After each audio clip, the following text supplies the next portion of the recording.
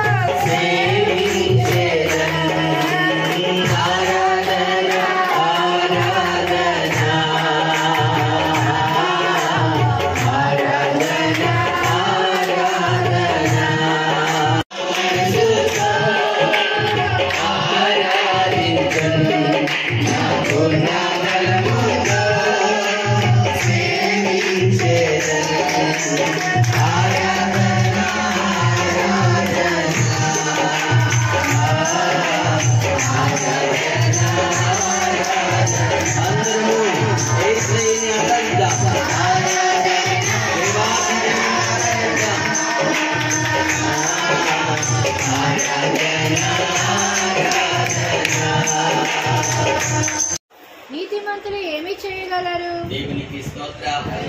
నాదులు పాడైపోగా చెప్పండి, మీరు యేసు ప్రభువుని నమ్ముకున్న ప్రతి ఒక్కరు, బాప్తిసం పొందిన ప్రతి ఒక్కరు, దేవుని సన్నిధికి వచ్చిన ప్రతి ఒక్కరు, ఏమండి ప్రార్థన చేసిన ప్రతి ఒక్కరు నీతిమంతులుగా తీర్చబడతారు. నిజమే, యేసు ప్రభు ద్వారా మనకు నీతి వస్తుంది. యేసు ప్రభు ద్వారా పాపం నుంచి విడిపించబడతాం. యేసు ప్రభు రక్తం ప్రతి పాపం నుండి మనకు పవిత్రంగా చేస్తుంది.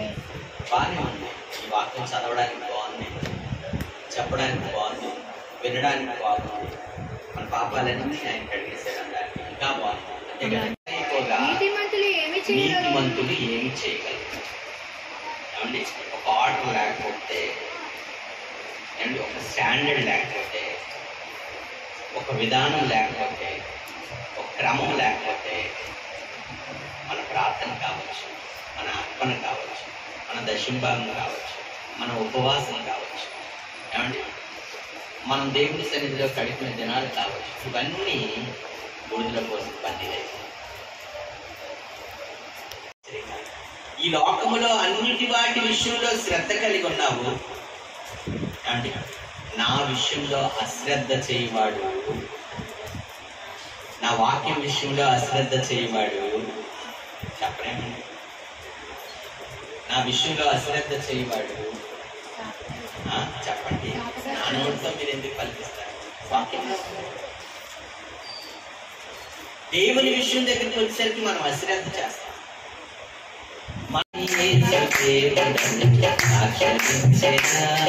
సాక్ష్యంలో దేవునికి పనికి రావాలి. అన్నవి విన్నవి చేసేవి దేవునికి రన్నా నేనేటి అని రాకూడదు. అర్థమైందండి? నేను ఎలాంటి వాడినో దేవుడు నన్ను ఇలా మార్చాడు. నా స్థితిది దేవుడు నాకు ఈ స్థితి ఇచ్చాడు. కొన్ని పాటలు పాడతాం కానీ దాని భావాలు మనకు తెలియట్లేదు. నేనేమైనా ప్రభువా నిన్నే స్తుతిస్తాను, నాకేమున్నా ప్రభువా నీకే అర్పిస్తాను. నేనేమై ఉన్నానో నీ దయ వలనేనయ్యా, నేనేమై ఉన్నానో నీ దయ వలనేనయ్యా.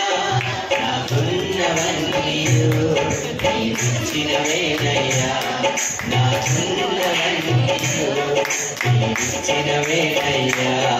నేనేమైనా ప్రభువా నిన్నే స్తుతిస్తాను, నాకేమున్నా ప్రభువా నీకే అర్పిస్తాను, నీకే అర్పిస్తాను, నీకే అర్పిస్తాను. మారిపోతున్నాడు తమ్ముడు. అంటే దేవుడు చెప్పిన పని చేయలేక, ఏమండి ఆయన వాక్యానికి లోపడడం వల్ల నీ ప్రజలకి శ్రమ. అసలు యోనాకి ఎందుకు శ్రమ వచ్చిందంటే దేవుడు చెప్పిన మాట ఇంకోటి చేశాడు. దేవుడు ఒకటి చెప్తే ఆయన ఒకటి చేశాడు. చేయడం వల్ల ఆయనకి అంత నష్టం వచ్చిందంటే ఇంకా చదువుకొని వెళ్ళండి పిల్లరా.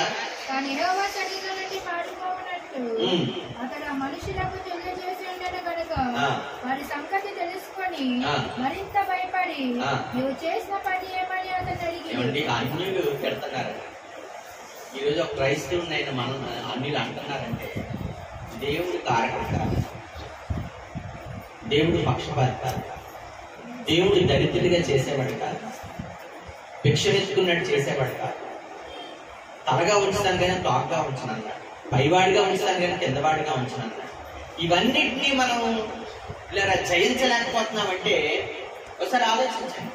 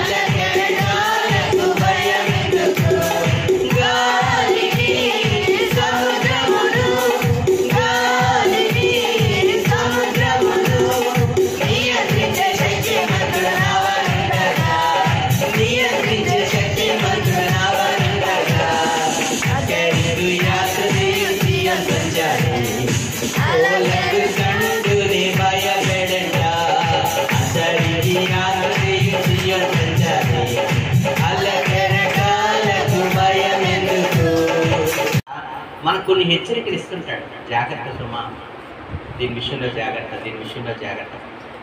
సలోమన్ అన్నాడు, ఎన్నిసార్లు గద్దించిన లోబడిన వాడు మరీ తీరిగి లేక హఠాత్తుగా. ఏమండి మనం మన శరీర బలహీనతల విషయం ఎంతో కేర్ తీసుకుంటాం. ఇంత అంతా కాదు, ఎంతంటే మనం సంపాదించింది సగం దానికే వేస్తాం. అది మెడిసినే అవ్వచ్చు, లోకంలో దొరికిన కొన్నే అవ్వచ్చు, ఏదైనా సరే వాటి వల్ల మన బాడీ అక్కడ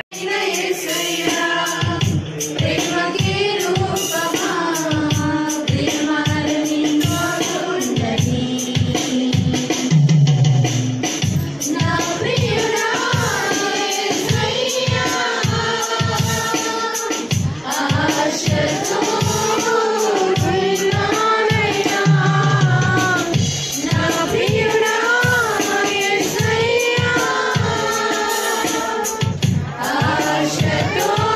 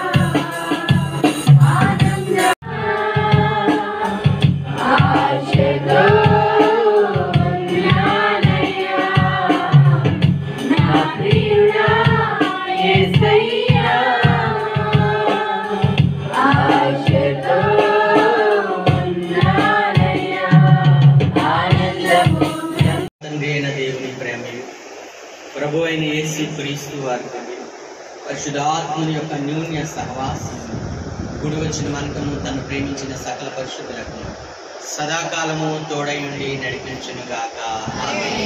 యేసు రక్తమే ప్రభు యేసు రక్తమే ప్రభు యేసు రక్తం సంపూర్ణ